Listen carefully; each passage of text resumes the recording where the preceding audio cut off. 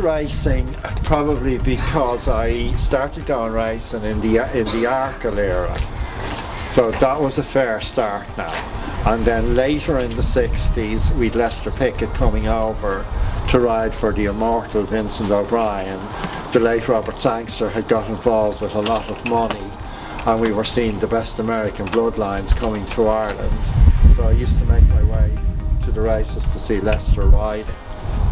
And I got bitten by the bug basically, and I've been on the back foot since.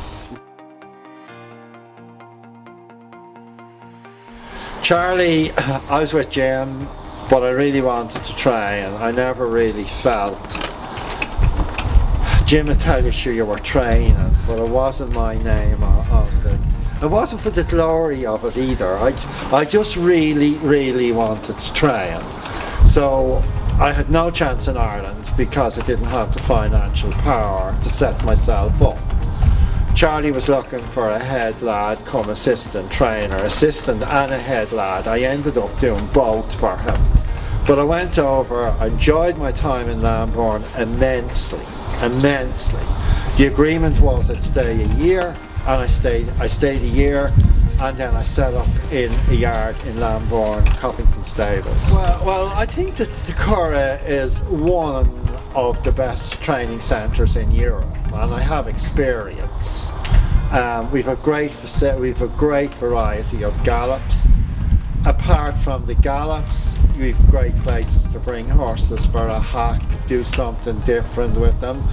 I think horses being trained on the Curragh really have to use their minds, and I think it's very good for them. You have the traffic, you have the bikers, you have the runners, you have the sheep, you have the walkers, you have the dogs, you have the train that we have go over the track every day, over the bridge, over the track, and I think it gives horses a very broad education, mentally as well as physically. I have 20 horses in, that's what we'll have. I'd have 6 jumpers, possibly 2 more when the juvenile hurdle season starts. The rest are flat horses. We've half a dozen 2-year-olds. In the present climate, I don't see myself having any more horses than that. Well, I think first of all it was an initiative by Pat Keogh in Leopardstown, being a 4-season man and trying to boost gate receipts. That's the first thing. I very much welcome it as a dub. It's my local track. I'm a dyed in the wool dub, I make no secret of that. It's a great festival with a lot of money. You would like to see more overseas support for it, but I understand while it's perfect with a view to Cheltenham with 5 weeks, travelling horses from the UK at this time of the year can be arduous. So I understand why the bigger trainers prefer to stay at home. And sure, we beat them at home anyway, so why would they come over here for us to beat them as well? You know? Well, we haven't actually made a decision which of the 2 of them will run. Clemencia has more experience. He ran really well on Stevens' day, but in my opinion, circumstances conspired against him. The low sun and 2 hurdles less to jump. The run from the last to the line was 4 furlongs. The ground coming out of the back straight across the bottom, he did definitely get stuck in it. And we may have been doing a bit too much early at champion pace. But I have huge faith in this horse. He is a pour moi. He takes a little bit of counselling. They all do. But I have plenty of experience from my own life of being counselled.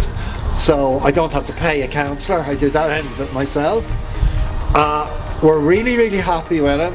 Derek rides him every day. He is very happy with him. And the filly was brilliant because she hadn't had a lot of schooling. She was absolutely brilliant, and it was a phenomenal performance to go to Leopardstown and do what she did. She did lose a bit of weight after it, and I don't think, my experience tells me that girls don't really function in the cold.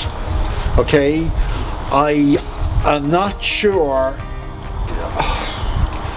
We're happy, but I think she will be better in a month than she is now. I think to go there for a grade 1, having just won a maiden, might be just, you know, a very, very big question to be asking her. I haven't discussed it with Jackie and Jim. They own both of them, but we will be trying to pick the one that gives us the best chance of winning the race. Well, we have got sucked into this Cheltenham thing over the last number of years. Cheltenham is a fantastic meeting, and I had a horse, the wonderful Open Eyed, that was second in the Clemencia, and obviously you want to be walking up that canter down and walking into the ring in Cheltenham heading for the number 1. But we have a lot of good races in Ireland. We have Punchestown now for very good prize money. Although they need to find 50 grand for the 4-year-old champion hurdle, it's only worth 100 grand at the moment. And the one next tomorrow week, is worth 150. But I'm sure Mr. Mulryan, I'd be confident he'll sort that one out. I see they've come on board as sponsors for the final day, Family Day, which is a fabulous day. I think as a race, we're fantastic sporting people. I think we support all good sport, and I am expecting young and old to come to Leopardstown to see the best horses in training in Ireland, in excellent facilities, and everyone enjoy themselves, and plenty of fashion for the girls, as well as very good horses to be looking at. Well, I love my own horses, and I'm immensely grateful to my staff and to my owners for the horses that they send us here to train. I suppose if I had one that I wanted to say I'll train a Cheltenham winner if I put this in the right race, it would be Benny the Jew. I think she's absolutely brilliant, and I thought she was monstrously impressive in goal. But I don't think she'll come. I have a box, but I don't think it'll happen. Well, Sean and Ricky are very helpful to us. They come in and the lads start the horses off, jumping poles, jumping tyres. Ricky is based on the Curragh of Kildare. He makes himself available for schooling. Sean comes in when I ask him to come in. They are both very good tutors of young horses. We like to do a lot of schooling with our horses. They're both very good people. Sean, it's great that he's riding because he nearly walked away, but that's racing, that's fate. Ricky is on the way up, has plenty to learn still, but is learning.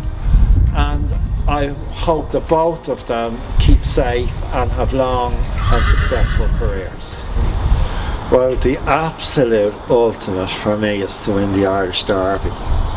And I tell myself every night going to bed and every morning getting up, you will train the Irish Derby winner, Brendan Dew. Now, where in the name of Christ he's going to come out of at the moment, I don't know. But I am a very blessed person. I have a great life. The man upstairs really looks after me. On the big issues, he's always there. My main ambition is to keep my lads in employment. We would like to keep my suppliers paid. We would very much like to have a slightly better class of horse, but we're working towards that. And what will be, nothing. I just love this game, and I don't have to have a grade 1 horse. My 45 to 65 handicapper that we can win a race with, we love those as well. But to keep being able to get up in the morning, train the horses, the lads safe, Shirley and the children happy, that's what I want.